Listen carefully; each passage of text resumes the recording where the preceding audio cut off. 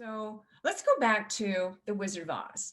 So, it's my favorite thing because it's filled with such symbolism and metaphor, teaching moments that I love going back to it time and again. So some of you, maybe many of you know who Jean Houston is. She's, just the queen of the human potential movement. I think she was there from the beginning. And I just learned also that she was a very good friend of Margaret Mead's, which will make sense in a moment. So a few years ago, she wrote this book called The Wizard of Us. And in it, she explained that hero's journey, it's a hero's journey, Dorothy's journey, that story is popular in all parts of the world, slightly different characters, slightly different plots. And the reason that it resonates with so many cultures is because it has something to teach us about our own journey. And, all of the characters are aspects of ourselves. So throughout the movie, all the characters, all of Dorothy's friends are in the process of growing into, or we might say activating, their unique gifts and talents and abilities, right? The quality that they believe is lacking in themselves, intelligence, love, courage, is the very thing that grows in abundance, through this journey while they are helping Dorothy. And Dorothy, who's always talking about wanting to go home, and in New Thought, we can interpret that as this yearning that we all have to return to a sense of our unity and oneness with God or source. So that through this journey, right, by the end of the journey, she realizes that everything that she's been looking for has been within her all along. As Glenda would say, it's been within you all along. So let's look at the characters one by one and really see what they have to teach us about ourselves. So the Scarecrow, right, who believes he doesn't have a brain, somehow keeps coming up with the most innovative ideas in order to help Dorothy. And now when we first meet him, he's under the impression that he is this inadequate, stupid scarecrow, can't even scare one crow away, right?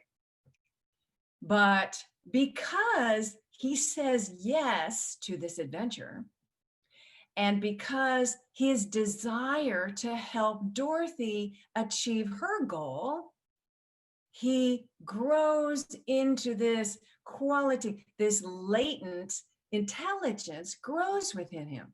The circumstances that he finds himself in requires him to tap into this potential power that is within him. So in Unity's 12 powers language, we might say that he is activating his power of wisdom, right? He's activating his power of understanding and maybe even his power of imagination. Right? He uses all three of those throughout the course of the movie. Think about that moment when the witch has got Dorothy, captive in her castle. It's the Scarecrow that hatches the plan to rescue her. So next time you see the movie, you'll really notice that moment. So we activate our power of wisdom every time we follow our inner guidance. And we exercise our power of imagination every time we're willing to see things differently. And we activate our power of understanding every time we seek to understand others. All right, so the next character we meet, Tin Man, right? Now, the Tin Man, whose lack of heart, in essence, rusts him into immobility. And like symbolically for us, that's, when our heart is closed, we have difficulty moving forward in life in any meaningful way.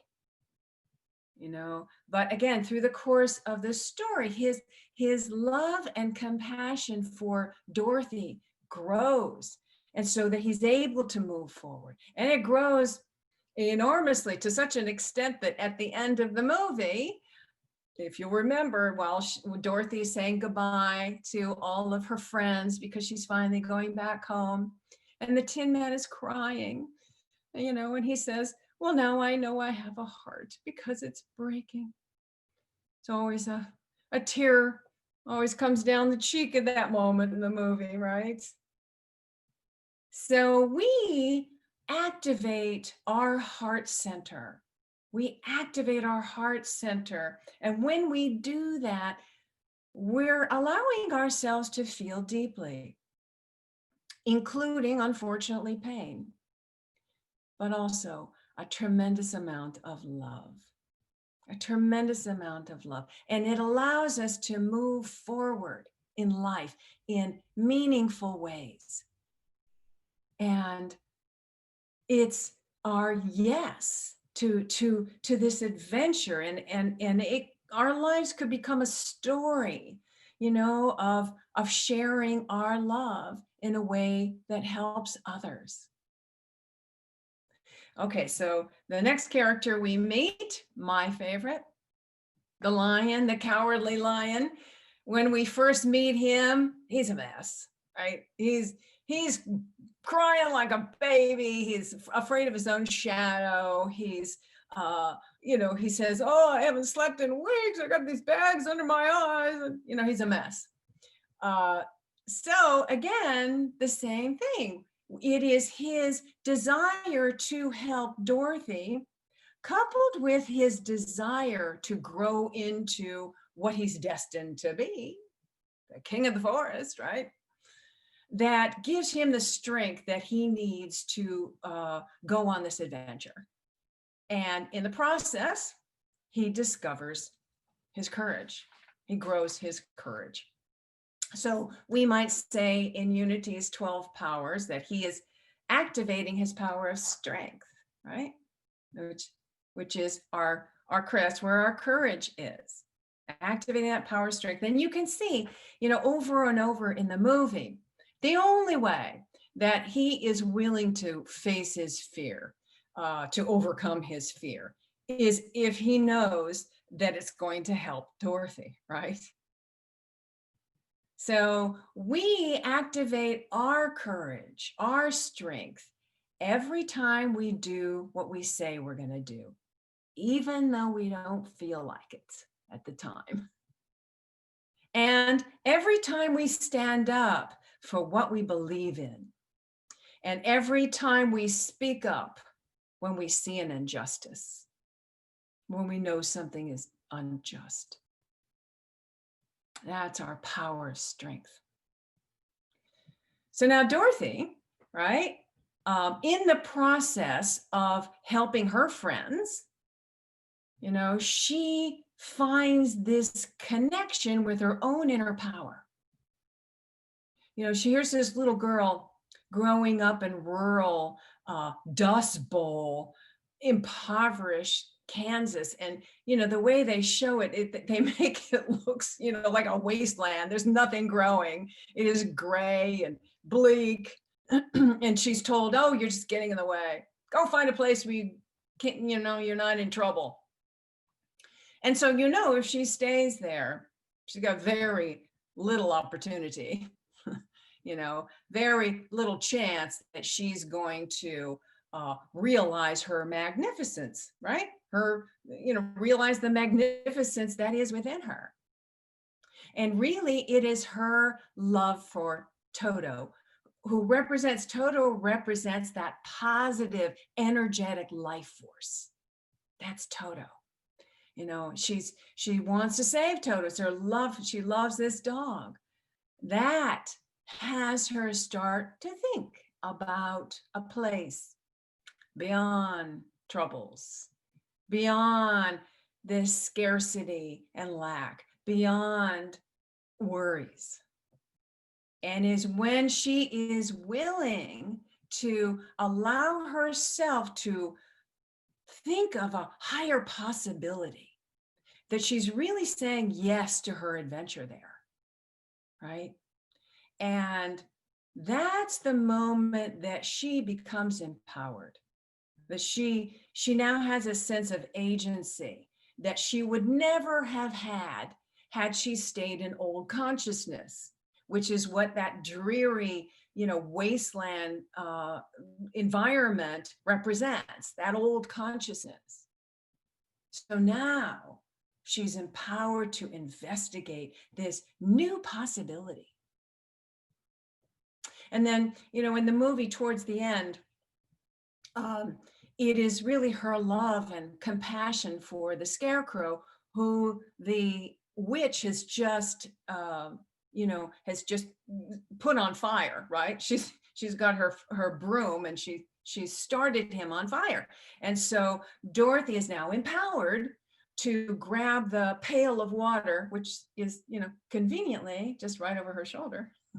So she grabs that and she throws it on the scarecrow. That saves him, but also spills out over, onto the witch, melting her. So she is, in essence, melting the embodiment of evil. So love and compassion, triumph over evil every time. So we grow into our full potential when we are willing to imagine a higher possibility, right? And when we're willing to say yes to whatever adventure is in front of us, whatever adventure is in front of us. And we grow our talents and abilities and our gifts when we're willing to share those gifts with others in a way that benefits others. So Jean Houston says in her book, the time has come for each of us to dare enter the inner sanctum of our own power, to stroll defiantly past all the smoke and mirrors in order to pull back the curtain and see who's really pulling at the controls and levers of our reality. We are creating it, for the true wizard is us.